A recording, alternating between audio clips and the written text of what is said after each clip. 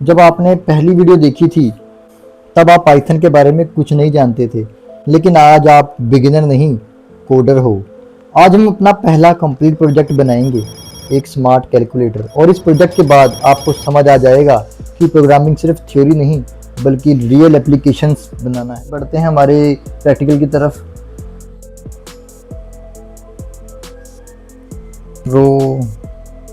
project.py,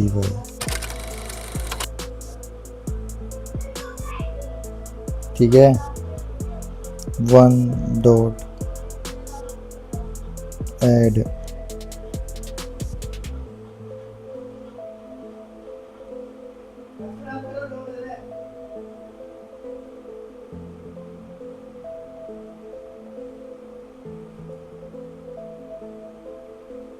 subtract, ठीक है। Print 3, multiply कर देते हैं। मल्टीप्लाई प्रिंट, अब यहाँ पे 4 लिख देते हैं। अब डिवीज़न ले देते हैं।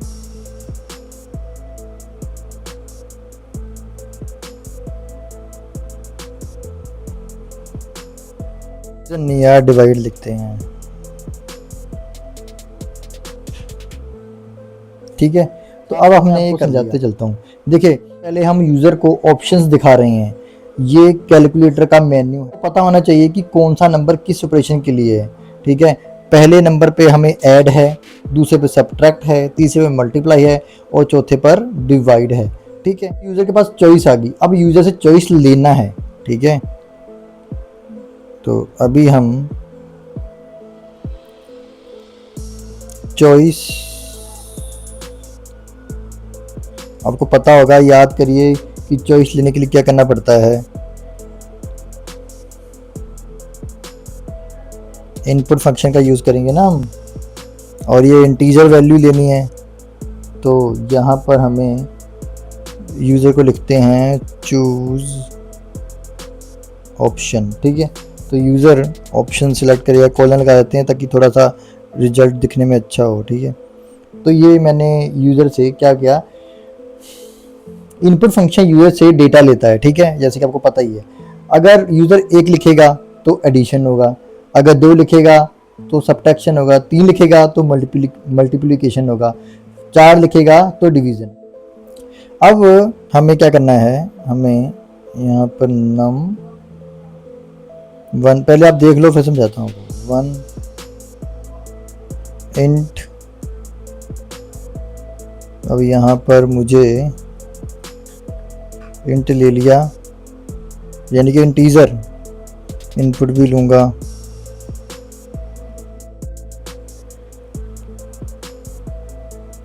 फर्स्ट नंबर, अरे यार, फर्स्ट नंबर, ठीक है। यहाँ पे भी कॉलन,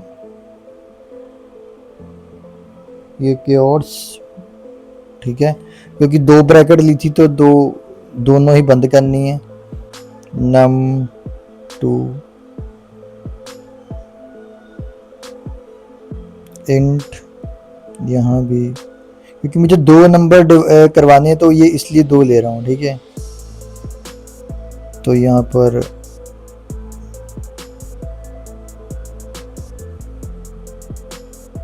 सेकंड नंबर,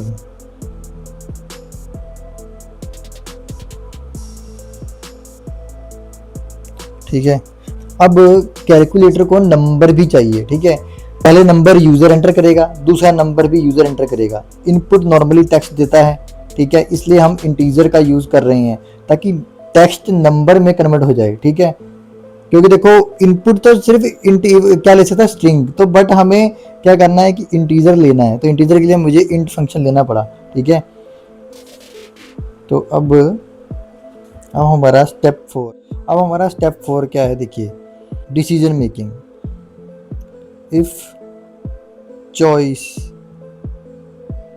ठीक है, इक्वल्स टू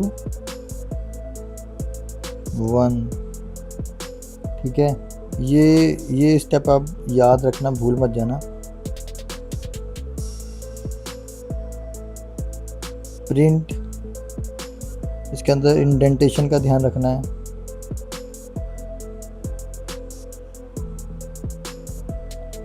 रिजल्ट, सॉरी, ठीक है, उसके बाद कोमा, फिर num1 प्लस num2 ब्रैकेट। अब पाइथन चेक करेगा क्या यूज़र ने 1 चॉइस किया है, अगर हाँ तो दोनों नंबर ऐड कर दो, यानी कि वो तो दोनों नंबर ऐड कर देगा वो। अगर एक यूज़ किया उसने, ठीक है, तो वो क्या करेगा, तो वो दोनों नंबरों को जोड़ देगा। यानी कि मान लो कि अगर किसी ने 10 किया नंबर्स, ठीक है, उसके बाद 5 उसने कर दिया, तो वो दोनों का आउटपुट आएगा 15, एडिशन हो गया ना। तो अब हम सेम ऐसे ही क्या करेंगे, हम यूज़ करेंगे एलिफ का, ठीक है, जो कि हमारा है क्या, इसको हम करेंगे सबट्रैक्शन के लिए। ठीक है, जैसे कि दोबारा से लिखेंगे एलिफ, एल्स इफ, एल्फ का मतलब होता है एल्स इफ, आपको मैंने पहले बता रखा है। ठीक है,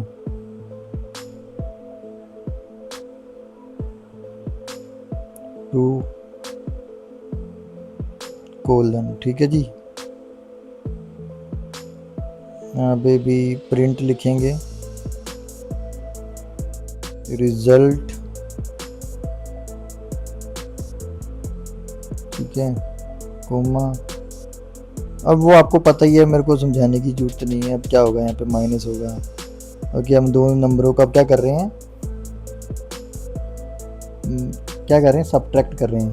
अगर यूज़र ने 2 नंबर चूज़ किया तो सब्ट्रैक्शन चलेगा। कोई हमारा एग्जांपल मान लो 10 इक्वल्स टू 10 माइनस 5 क्या आएगा, और रिजल्ट 5 आ जाएगा, वो ये शुक्र है। अब सेम हम एलिफ लिखेंगे मल्टीप्लिकेशन के लिए, एलिफ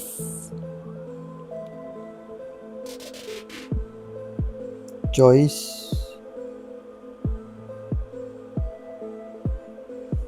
वही चीज, ठीक है। अरे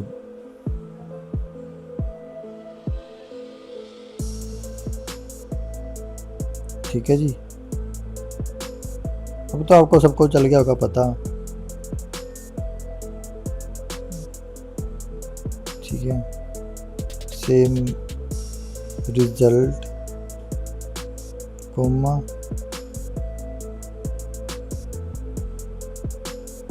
अब हमें क्या करना है, अब हमें मल्टीप्लिकेशन करना है। तो मल्टीप्लिकेशन के लिए हम क्या यूज़ करेंगे, देखिए मल्टीप्लिकेशन में स्टार यूज़ होता है। कहीं आपको मुझे मल्टीप्लिकेशन नहीं मिल रहा तो मैंने आपको पहले ही बता दिया, ठीक है।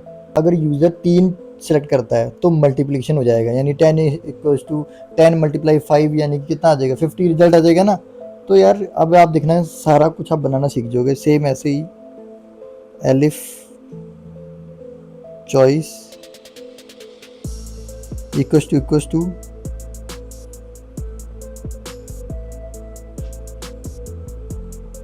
अरे स्पेस डालनी थी 4। अगर आप लोग मुझसे पर्सनल सीखना चाहते हो तो आप हमें कमेंट करके हमारी ऑनलाइन क्लास में भी हिस्सा ले सकते हो, ठीक है। यानी कि आप अगर हमारे पेड कोर्सेज लेना चाहते हो, ठीक है, तो उसके अंदर आपका एक सेशन ऐसा हो करेगा जिसके अंदर आपके डाउट क्लियर होया करेंगे और आपको जो रियल प्रोजेक्ट्स होते हैं उनके ऊपर काम कराया जाएगा। तो आप ऐसा भी कर सकते हो अगर आप हमारे कोर्स लेना चाहते हो। तो अब मैं कर रहा हूँ, देखो अब मैं डिवीज़न कर रहा हूँ, तो भाई डिवीज़न के लिए ये होगा, थोड़ा स्पेस दे देता हूँ। अरे num1 तो लिखा नहीं,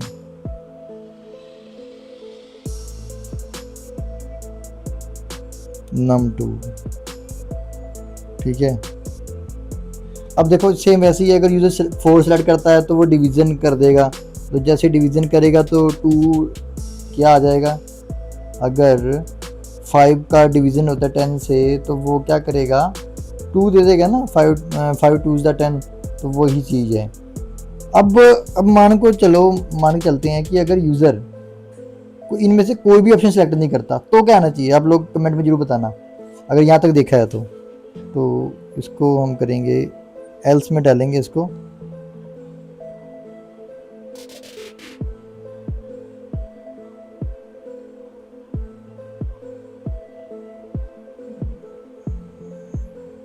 प्रिंट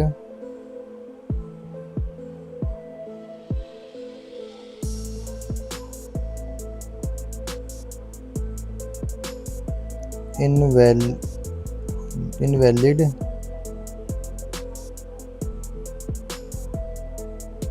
चॉइस, या आप जो भी लिखना चाहो गलत चॉइस लिख दो, बट ये सही रहेगा थोड़ा सा। देखो क्या होता है प्रोग्रामिंग में ना, जो यूज़र होता है हमेशा सही इनपुट नहीं देता। हो सकता है यूज़र 5 लिख दे तो 100 लिख दे, या कोई रैंडम वैल्यू, यानी कि अगर वो गलत सिलेक्ट करता है तो उसको ये मैसेज दिखे इनवैलिड चॉइस, ठीक है। तो अगर यूज़र मान लो इनमें से चेक करता है सिलेक्ट 5, तो उसको आउटपुट आएगी इनवैलिड चॉइस की, ठीक है।